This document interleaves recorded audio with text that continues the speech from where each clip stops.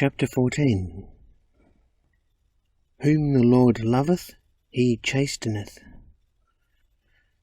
We have been asked this question: why are all who long to serve the great cause of humanity so oppressed by lack and limitation of one kind or another?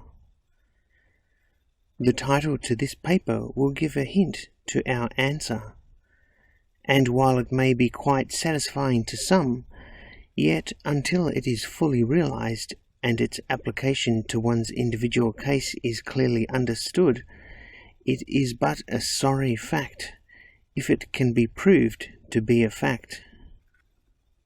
This we hope to prove to you, and we would first remind you that we have shown in previous articles how all earnest aspirants, and especially all true disciples, seek to be cleansed of all qualities of self and separateness that prevent the unhindered use of the personality by the higher self, and that they actually ask and invite such cleansing, at least in their hearts they do, if not in definite prayers, so that they may become perfect instruments for his use.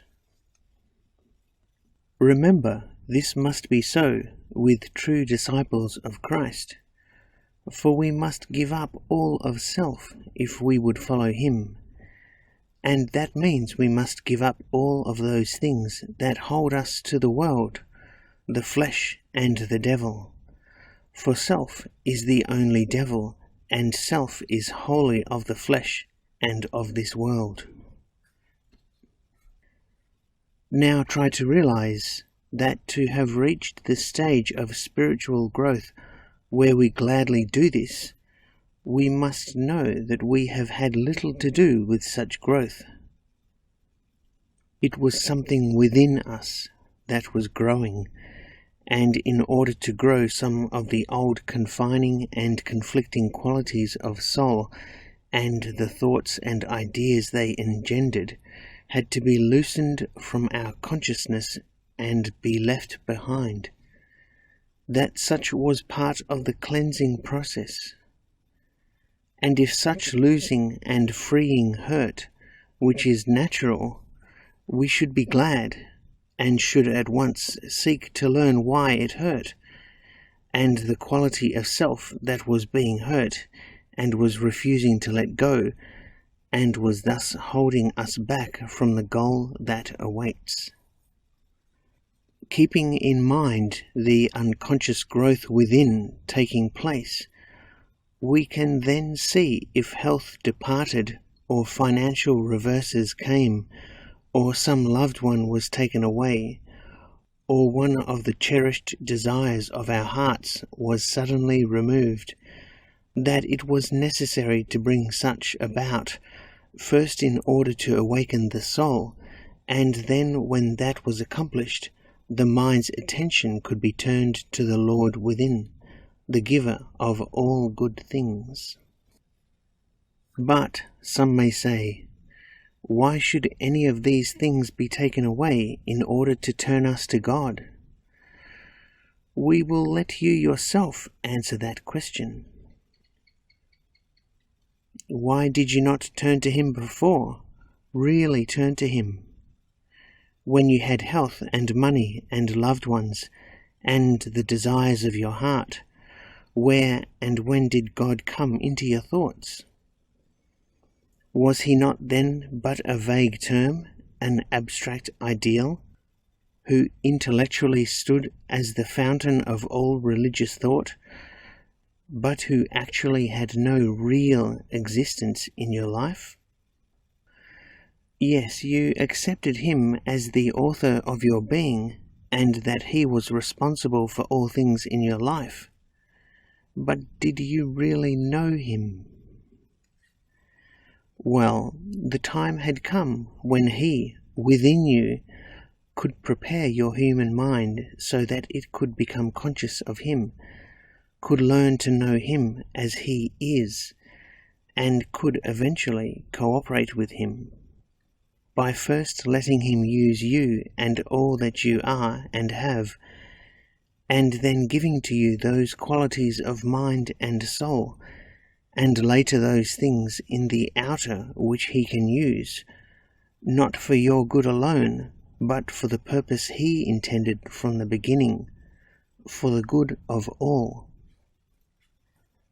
All must come to that consciousness, and if you have been brought to that place where he has accepted you at your word, has begun the cleansing process, and has taken some things away that meant very much to you, it is a sure sign that he has called you, has chosen you, and is not only trying to gain your mind's and heart's attention, but is verily drawing you to him.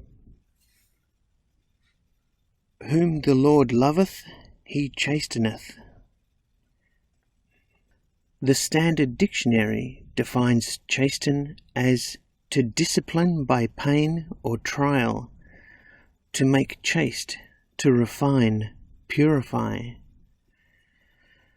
Now, none of the above means much unless you fully realize that the Lord is yourself, your divine self, that one within who has been growing you, who has been putting you through all the experiences of life in order to teach, discipline, chasten, refine, and purify your human and supposed separate mind, so that it knows its identity with you and your mind.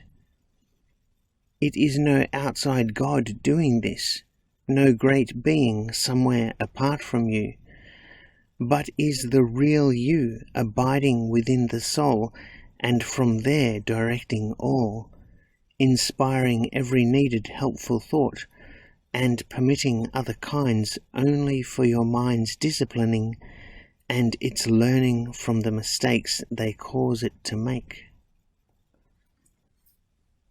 Until you have taught it thus to turn within to the Lord, the self within, and to look to him only there for everything, to wait upon his every will and word, God is not real to you and has no actual part in your conscious life. The impersonal life has taught you all this, and if you have not already proved it, it is time that you begin to know that the I am of you is your Lord, that he is your self, your only self. Many of you have earnestly studied the helps provided in the preceding articles, and have faithfully striven to grasp the realization intended, but cannot quite close the gap between your human and divine centers of consciousness. Some, however, have been able to draw their minds back into conscious oneness, where they recognize I am as their self, and their human minds as but instruments or channels formed for use in outer work on planes of consciousness outside the kingdom. We will try to give herewith a few additional helps for those who feel they need only a little more light to enable them to close the gap. Practical work. First, read again carefully the article Practical Work in the 7th chapter. From it you will note the importance of learning to talk to yourself, for in such talking you soon find that something greater than your human self is talking, and that it is the mind that does the listening and thinking and understanding of what it hears. Practice will gradually bring the conviction that a higher or greater you is thus talking, for things will be said that your mind did not before know, and that will give you encouragement to continue until your mind recognizes that words of wisdom are being spoken, truths very much worth knowing and putting into practice in your life. At such times it would be well to have a notebook handy to write in it such truths, so that they may not be forgotten and can be available for study or giving out to help others. Now, when you thus talk to your human self, and it learns that it is but the listener and the pupil, you can realize how you, as the higher self, are the real teacher and master, and that your human mind is the disciple. Also, you can grasp, as you more and more prove it to your reasoning mind, that you are a divine being, are actually the Lord God, who is the chastener and the discipliner. For remember that it is God who alone is. The human mind only thinks it is, that it is separate from you and from God. When how could that be when He is all that is, and that in the consciousness of His mind all live, move, and have their being? Human minds are only centers of His consciousness, are ideas in His mind, just as your thoughts and ideas are centers of your consciousness. Cease reading now and think on all of the above until it becomes clear. Then, when you have grasped it, try definitely to realize yourself as that which is the innermost inner of your being, that it is your life, intelligence, and will, which is expressing yourself outwardly in and through your human consciousness as a personality, an instrument created solely to enable you to accomplish that which you came into human manifestation to do. When you clearly realize this, then say to your human mind, and try to mean it and know it as you speak, what follows. Be still, my child, and come back in here where I am. Withdraw all attention from and interest in outer things, and fix them upon me, deep within the soul. Let go of your sense of self and separateness. Think of yourself as a spiritual being, and enter fully into my consciousness, I who am all spirit. Know that you have no consciousness that is apart from my consciousness. Therefore you cannot be separate from me, only as you mistakenly think so. For as you think, so does it seem to you to be, when you are without in the consciousness of such mistaken thoughts. Therefore come back into your soul consciousness and abide here with me, for your soul body is very beautiful, is perfect in every way, strong, healthy, harmonious, pure, radiant, glorious. For it is your real body, in which you really live, and where you always are at night when sleep frees you from your physical body consciousness. It is so because I am there, because I created it as my habitation in the beginning, and because I dwell in it as yourself, and therefore you, when there, are one with me, and consequently are perfect now, even as I am perfect. And back here, in my consciousness, you can see and know yourself in the perfection of my image and likeness, even as I see and know you, can see clearly that you are not separate, could not possibly be separate or different from me, yourself, your one and only self. Think. I am trying to prove to you your actual and eternal nature, that your real body is perfect, that you can never really be sick because of its perfect purity, that in your soul home, which is your true home, all good things are yours, that there is no lack or limitation of any kind there.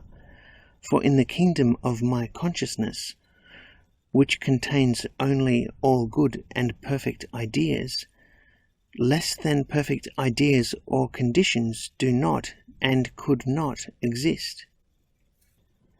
Can you not see that it is only because you think yourself different from your true self that you seem different? Remember what was stated in the last chapter. What you think and hold in consciousness as being so out-manifests itself in your body and circumstances. Then your body and circumstances are now only the out-manifestation of your wrong and ignorant thoughts, and they have no real existence.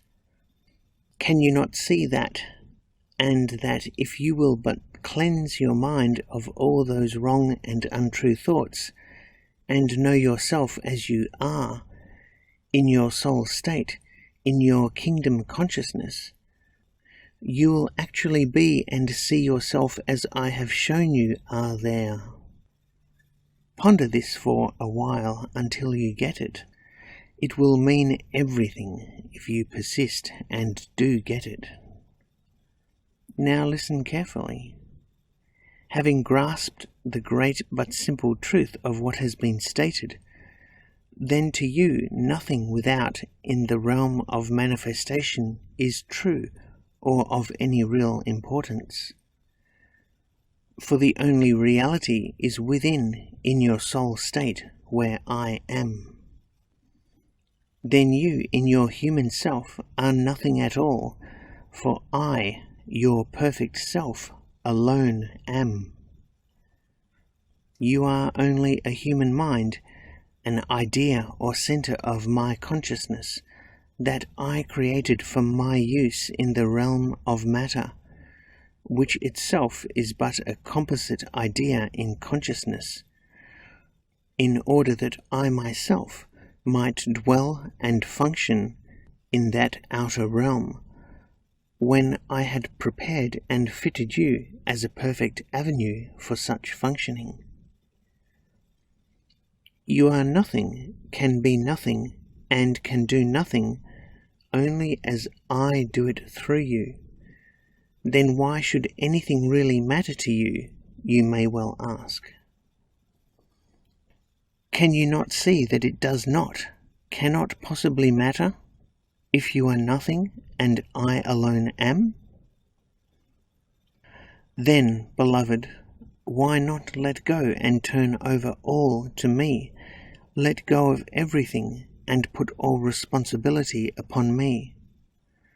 You can do it if you really try. Just think what it means not to care any longer, that you need not fear or worry or be concerned any more about anything, for I will take care of all. No matter what is the problem confronting you, just turn it over to me.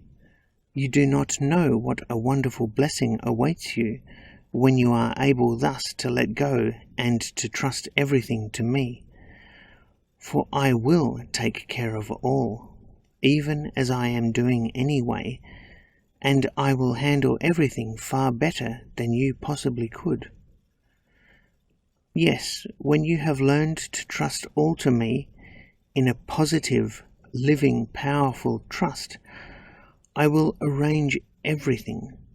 For when you actually let go and get out of the way, I can bring forth into manifestation the good I intended from the beginning for you, in order to accomplish my purpose with you. And when your mind thus becomes empty of self-will and of all self-ideas and purposes, I can then put into your mind my ideas and my will for you. Then I can tell you what to do, and your mind, no longer cluttered with fears, worries, and concerns of self, can hear my voice and can know it as mine, and you will be glad to obey. Then I need chasten and discipline you no longer, for your mind has become cleansed and emptied of all ideas of self, and I can take possession and can use it for the purpose I had prepared and fitted it to be used.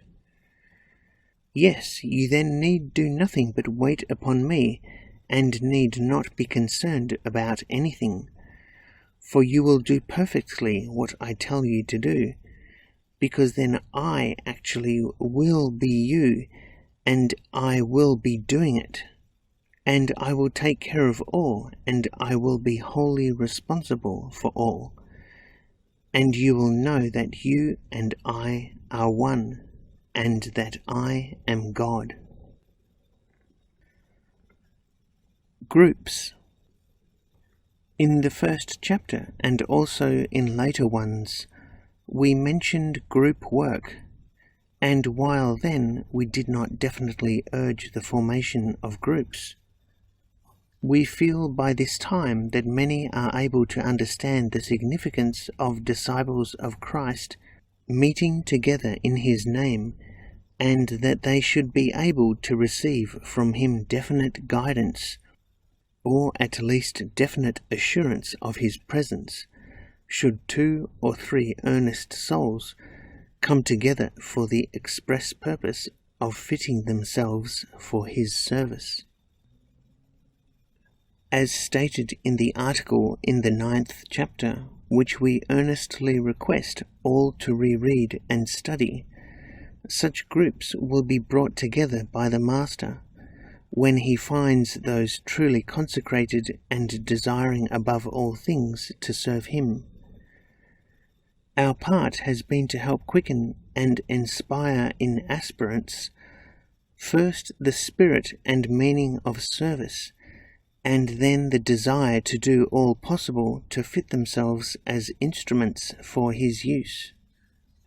We have helped by providing exercises and instructions for training and disciplining the mind and emotions, and have stressed time and again the vital importance of faithfully mastering the exercises until the mind and all its faculties have become perfect servants of the will.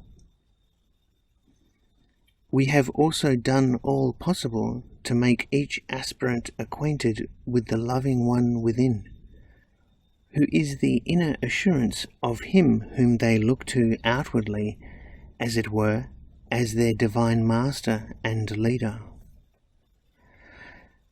Therefore, those who have failed to follow the suggestions given because of its being too much trouble, of not wanting to take the time necessary, of having too many social or personal things that they let interfere, of being too mentally lazy to make the necessary effort, or of thinking such requirements unnecessary, will now have no one to blame but themselves when they find others have arrived at the entrance to the kingdom with their soul and mental facilities unfolded and well trained for service, proven by what such receive while meditating with other consecrated souls in group meetings.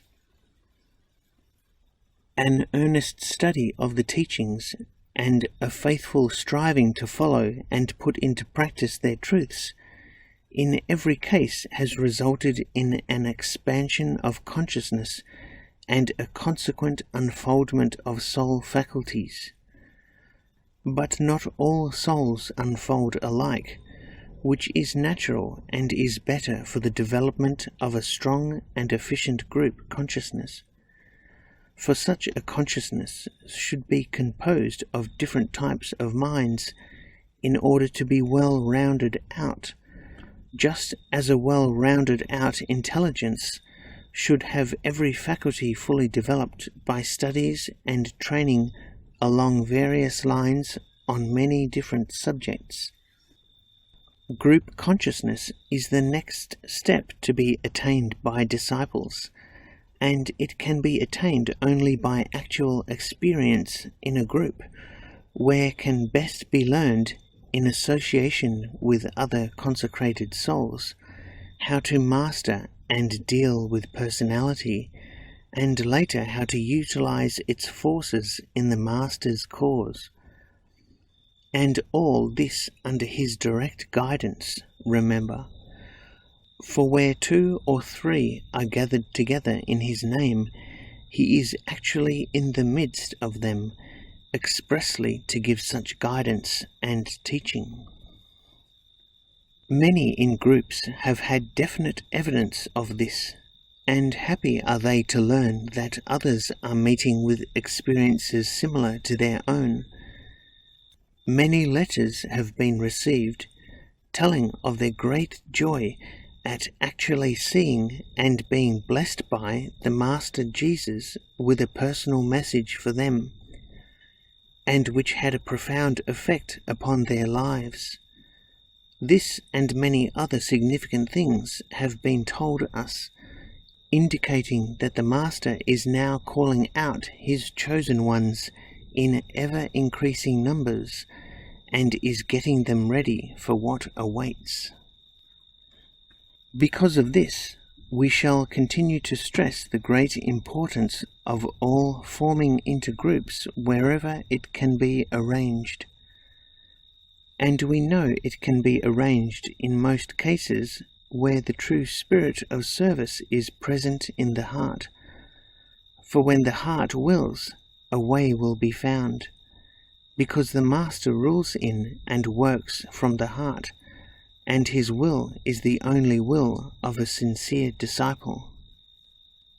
In a later chapter we shall tell about the possibilities of group work, and will give definite suggestions for such work, including group healing, helping in personal, financial and other problems, also in community, national and international affairs. We will give the law and how to apply it under the direction of the Master within.